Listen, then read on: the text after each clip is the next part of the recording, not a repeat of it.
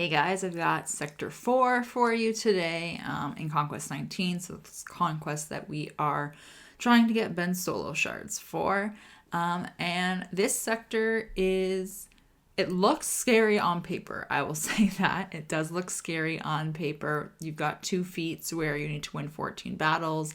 The first one is with your Inquisitor squad, which is great. I know we want to do that again.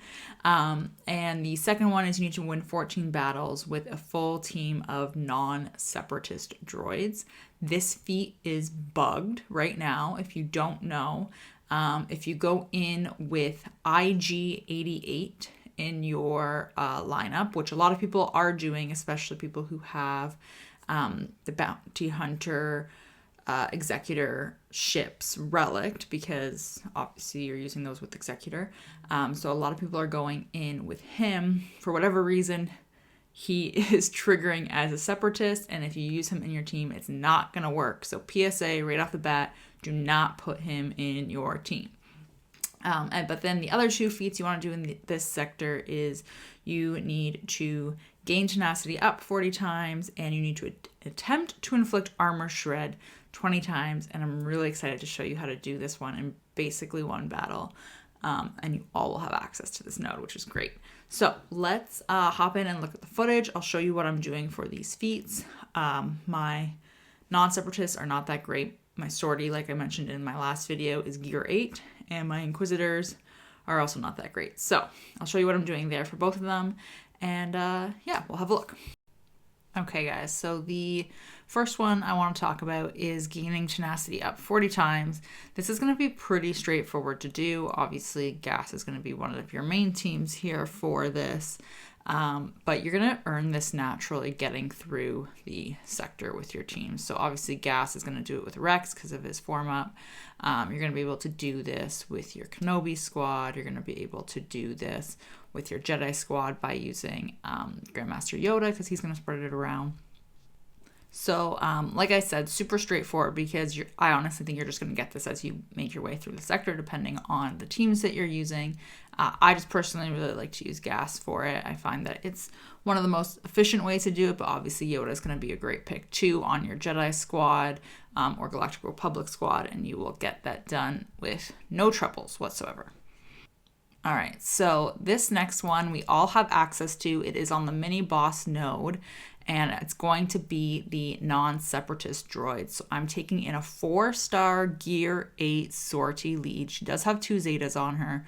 Honestly, I don't think it's totally necessary, but that's where she's at. And then I am going to bring BB-8 just for the turn meter boost. L3 is gear 12. You can see this. IG-11 is gear 11. And then I'm just taking in a stronger droid just in case I need to have somebody carry it. So I'm taking in HK. Again, do not bring in IG-88. It is bugged, and you will not get credit for the feat if you win. So on this mini boss node, you have to kill everyone else before you can kill Ben. So don't even try to start killing him first if you don't know that. But essentially, BB-8 gives you so much turn meter. You're going to take the first turn. Sortie is going to get to do her AoE, and you can see they just kind of all die off. So 14 wins with this team is going to be fairly doable. It also is going to double, as you saw there, as your no Jedi, no Sith, no aligned Force users for this boss node, which is fantastic. All right, and this is again on the mini boss node, and you need to gain 20 armor, or attempt to inflict, 20 armor shreds on the enemies.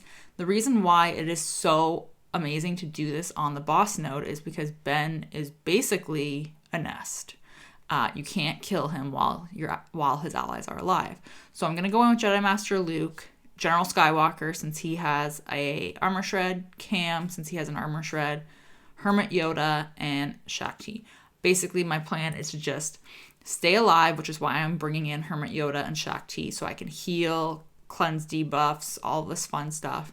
And I don't even really want to do AoEs, to be honest. I just want to start hitting Ben right away. So I am going to speed this up, because I will tell you right now I take the full 10 minutes. Okay, so full clarity here. I was at work doing this, and I did have lulls in my gameplay because I had to actually do my job. But the idea is to just alternate armor shred between Gas and Cam. If you don't have Cam, I would bring literally any other character that has armor shred here. If it's not a full Jedi squad, just remember to bring in Watt as another character to give the tank tech to JML so that the characters are only going after Luke. But the idea is to only hit Ben. All you're doing is hitting Ben. I did no AoEs because what's going to happen, of course, after Gas does his armor shred is he's going to do an AoE. So I really wanted to minimize the amount of damage I was doing to the allies so I could make the battle last as long as possible. And then you're just, anytime you have an armor shred up, you just stack another one on Ben.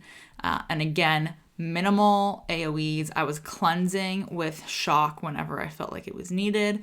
Also cleansing with Hermit Yoda with his master's training. Hermit Yoda is also great here for the health equalization so that you can get some protection back on Jedi Master Luke and keep that taunt on him. Same thing with Shock for healing. She can add a little bit of protection as well back to him. Of course, when he's got healing immunity, she can't, but the main thing is just hope everyone keeps going for Luke so you stay alive and minimize your AoEs here. So we are at 12 armor shreds with 3 minutes left. And like I said, there were lulls in my gameplay because I was at work during this. So I genuinely believe you can get all 20 in one battle going this way if you're being efficient and fairly quick, even if you're taking in extra armor shred characters, for example, if you really wanted to bring in another one. Absolutely. And you can see, so this is also really great because I do take the full 10 minutes, which means it's going to time out on us. So none of these characters are losing stamina. And because I'm basically doing it in almost one battle, I'm perfectly okay with this as a loss. And they have as much stamina as they went in with, which means I can now go ahead and further myself in the sector without having to worry about their stamina. So we're done, and I ended this match with 18, and you only need 20 in the sector. So like I said, if you were a little quicker than I was, because I was taking breaks, you can get it all done in one battle. All right, so going back into the mini boss again, the other feat we need to do is to win with Jedi Training Rey surviving.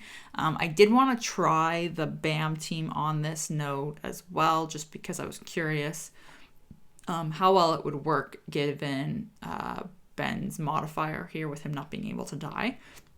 So I'm going to go in with BAM, taking dashes the fourth here, BAM, Han, Chewie, and then Rey. And pretty straightforward. Again, you can't kill Ben before you kill all of his allies. So don't even try. Don't waste your time going for him right away, in my opinion. Just go for the sides as soon as possible and get them out of there. So pretty straightforward. They are taking more turns than I would like them to be honest with you, but at least it's working. So pretty straightforward there. Rey survives. You get the 3 stars. You get the credit for the feat, and you can move on. Okay, guys. So we're going to do Inquisitors. I'm using Volatile Accelerator with 3 Amplify Agonies on. I have a Ruthless Swiftness on. And I also have a Blind Side equipped for the Exposed. So I did this against a Padme team that doesn't have Overprepared. You can also do it against Bad Batch without Overprepared. But you're going to go in with Fifth Brother Lee just for extra survivability. I did not swap any mods, but I'll show you them here so you can kind of get an idea. Fifth Brother's 247. We have 244 on Second Sister. Ninth is 182 for speed. Eighth Brother 230. And then Seventh Sister is 254.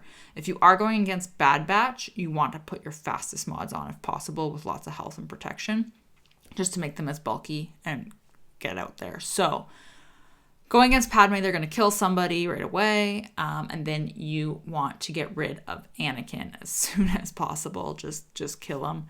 And then AoE.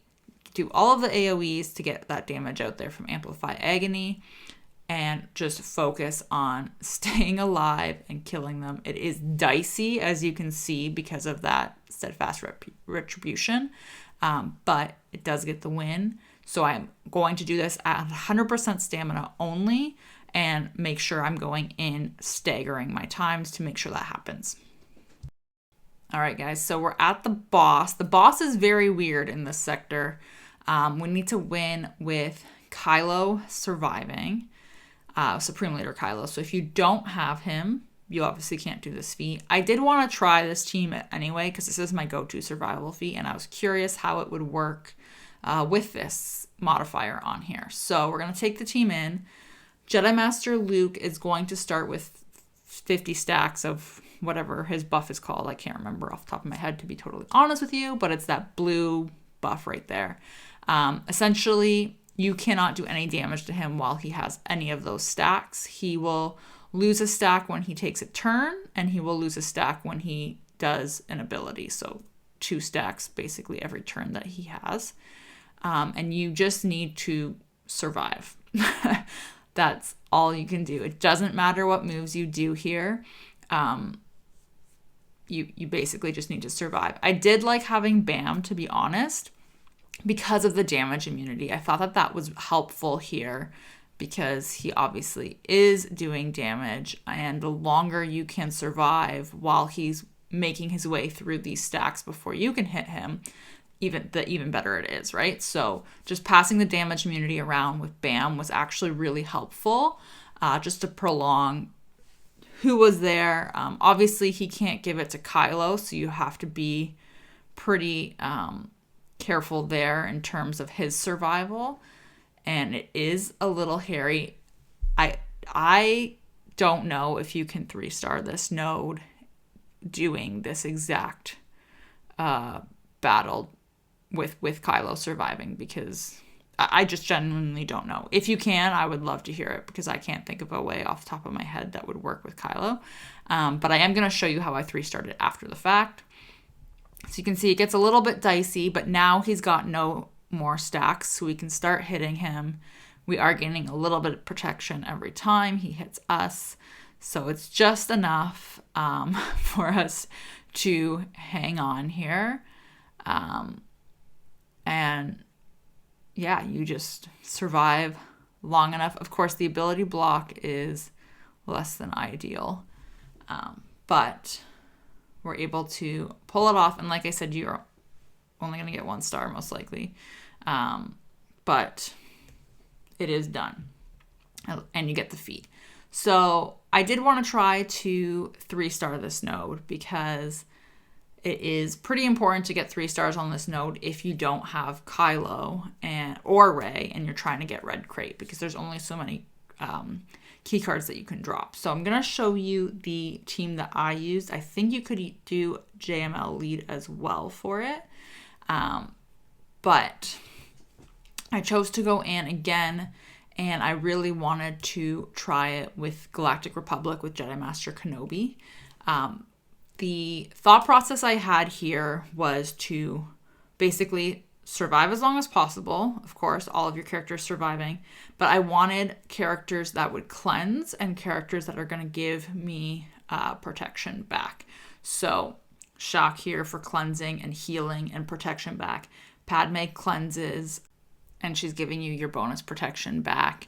GK has a cleanse as well. So you kind of get my idea. I just wanted to pass around as much healing as possible, as much protection as possible, so that I could survive the entire time.